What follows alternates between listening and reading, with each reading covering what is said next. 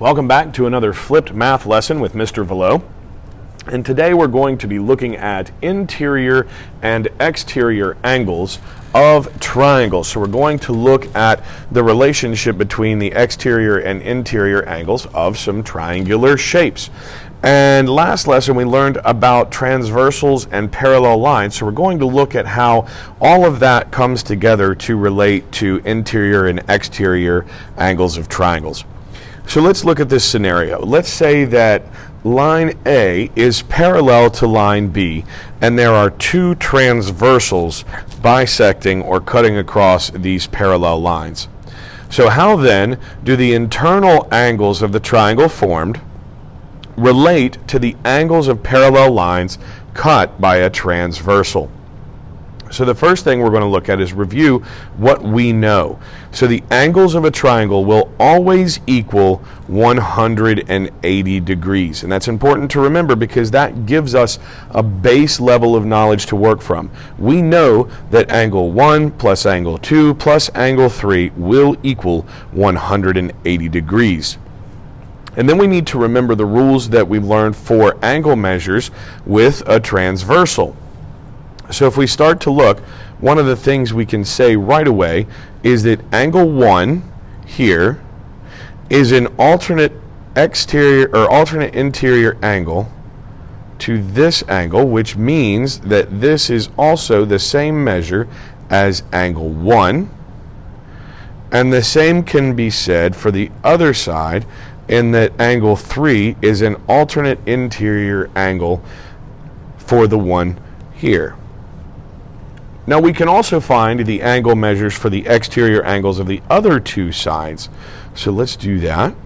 If you consider that we have alternate interior angles here and here, we can say that angle, let's call this angle, we'll just say that angle 1 plus angle 2 will be the same as that angle.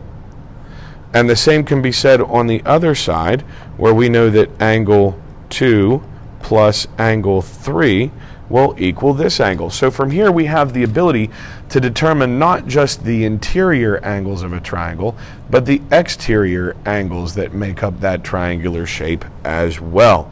So it really allows us a lot of flexibility to determine those geometric angles. So let's take a look at an example without that parallel line and think about some of the things that we know in relation to triangles. So to begin again, let's note that angle 1 plus angle 2 plus angle 3, so the three internal angles of a triangle, will equal 180 degrees. So we know that. We also know that this is a straight line. Therefore, angle 1 and angle 4 must equal, so angle 1 plus angle 4, because it's a straight line, must equal 180 degrees.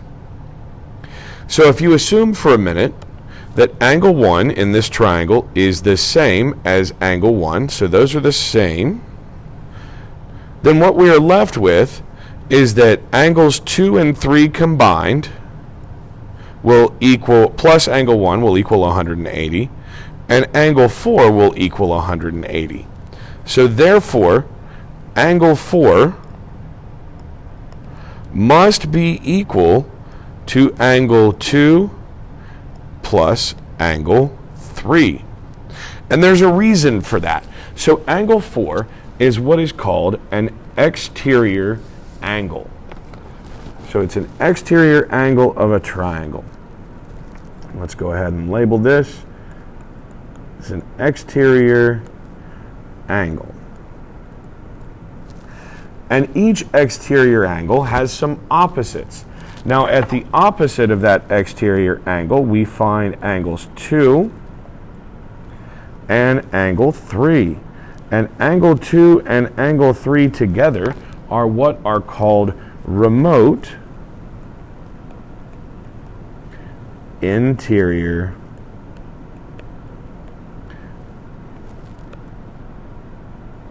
remote interior angles.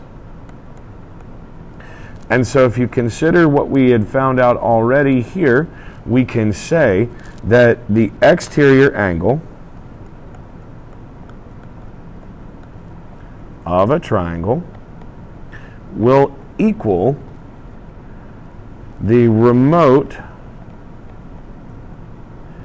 interior angles combined.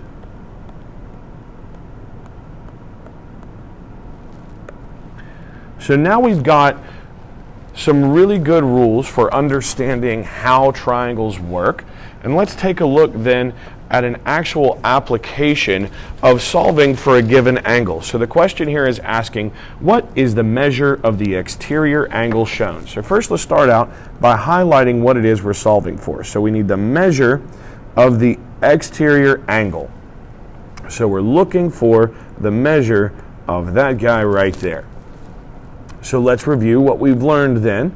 We know that angle 4 will be equal to angle 2 plus angle 3.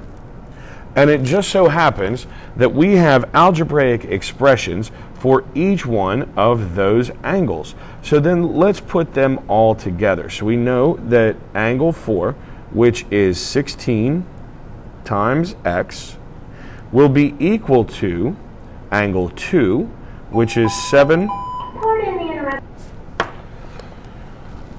So angle 2 is equal to 7x minus 1. And angle 3, so we'll just go ahead and add those together, is 8x plus 8. And from here, we're able to combine our like terms on the right-hand side, which gives us 15x plus 7. So 16x will equal 15x plus 7. And then we're going to subtract our 15x from both sides, making sure that we combine all of our like terms, which gives us then x is equal to 7. So now we've solved for x. We know what x is. But first, let's go back and make sure that we have fully answered the question. So the question was, what is the measure of the exterior angle shown? Now, x is equal to 7, but that's not the measure. So we have to then go another step further and say that angle 4, let's say that angle 4 is equal to 16x. And we know then that x is 7, so angle 4 is equal to 16 times 7. So then we know that angle 4 is going to be 112 degrees. Now, if you think about it from there, we now have angle 4. Now, if we have angle 4, we can complete angle 1 because it will be the remainder of the adding up to 180. So then once we have angle 1, and we know that angles 2 and 3 fit that algebraic pattern, so we'd be able to determine all 4 angles just from the rules that we know about triangles. Now, the last piece we want to go over is what happens when triangles are combined, and how can we work through a problem to figure out multiple angles and multiple aspects. So let's find the measure of angle 1 and the measure of angle 2. Now, in this case, we have 2 triangles, and we've got a number of different pieces of information. So let's start with what we know. We know that triangles equal 180 degrees.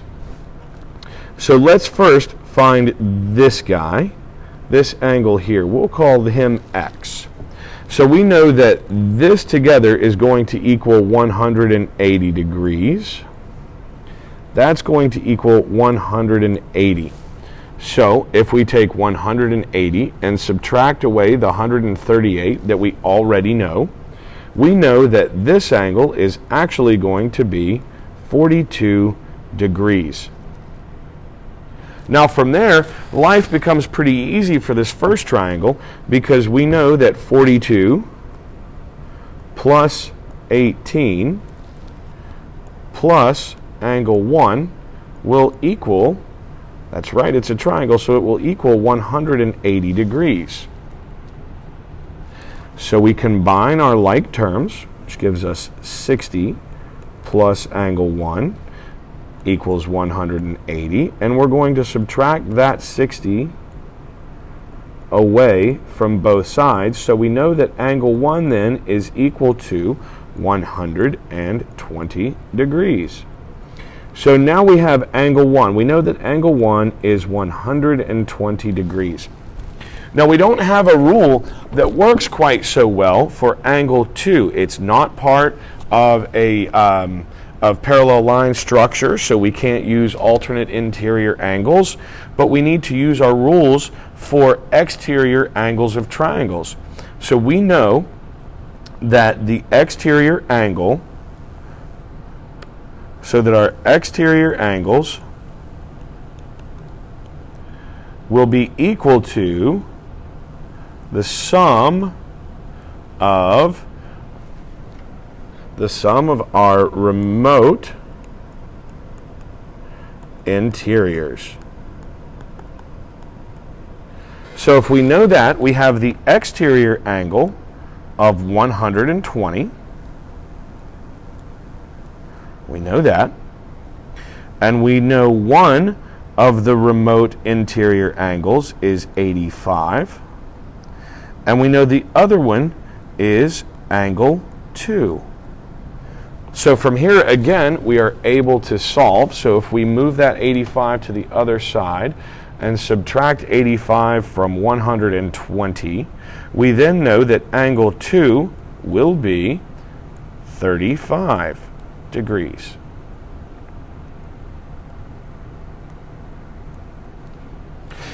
And if angle 2 and this 85 degree angle, if these two are 85 and 35, then that would mean that this remaining angle here that we need to solve for, just so we can complete this, is going to be 60 degrees. And we can check that because 60 plus 120 also completes that same line and gives us another 180 degrees. So remembering your rules and remembering how all of this fits together allows you to solve for each of the angles in a triangle.